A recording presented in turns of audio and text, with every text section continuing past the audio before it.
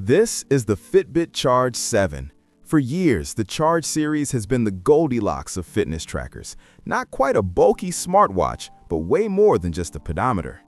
Google claims this new version is the smartest one yet, bridging the gap between Fitbit's health legacy and the Pixel's AI brains. But after living with it for a week, I found one thing they don't tell you in the marketing. As Google takes the wheel, the Fitbit we used to know is changing. Is it actually worth your hard-earned cash in 2025, or are you just buying a Pixel Watch Lite in a different skin? Let's find out. Fitbit Charge 7 Product Overview. So, what exactly are we looking at? This is the latest flagship tracker from Fitbit, now a core part of Google's hardware family, released here in late 2025.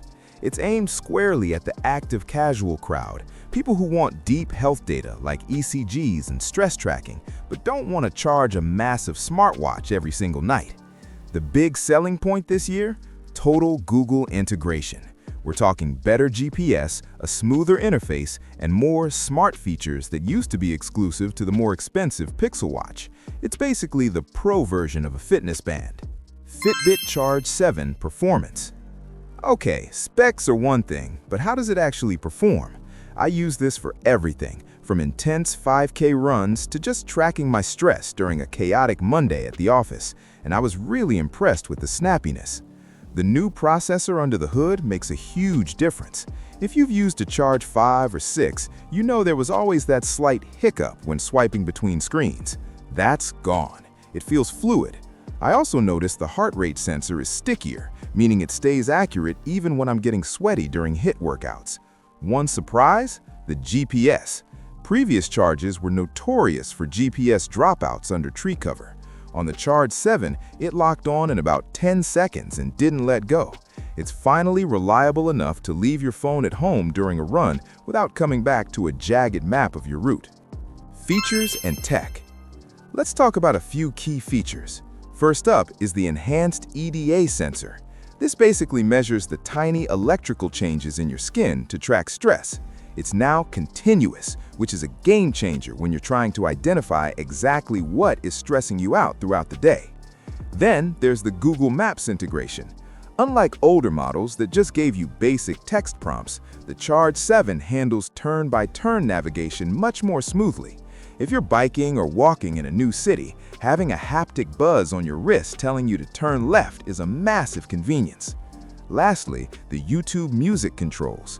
They finally streamlined this. You can skip tracks and adjust volume directly from the band.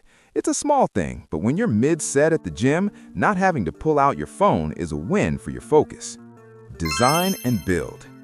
Aesthetically, Google didn't reinvent the wheel, but they definitely refined it. It's made of recycled aluminum, which feels super premium and surprisingly light. It's so slim that I actually forgot I was wearing it while sleeping, which is the ultimate compliment for a sleep tracker. The screen is slightly larger this year with thinner bezels, and it's noticeably brighter. I had no issues reading my pace in direct 2 p.m. sunlight. One thing to watch out for, they've stuck with the haptic button on the side. It works well, but if you're wearing thick gloves in the winter, it can be a bit finicky to trigger. Battery life. The real reason you buy this over a Pixel Watch or an Apple Watch is the battery. I'm getting a solid 6 to 7 days on a single charge with the always-on display turned off. If you turn the screen on permanently, expect that to drop to about 3 days. Still, compared to the charge every night routine of a smartwatch, this is a breath of fresh air. Pros. The sensors. Top-tier sleep and heart rate accuracy. The ecosystem. Google Wallet and Maps work like a charm. Battery. A week-long juice box is hard to beat. Cons. Subscription fatigue. You still need Fitbit Premium for the best data insights. No altimeter. Still no floors climbed tracking, which feels like a weird omission in 2025. Final verdict.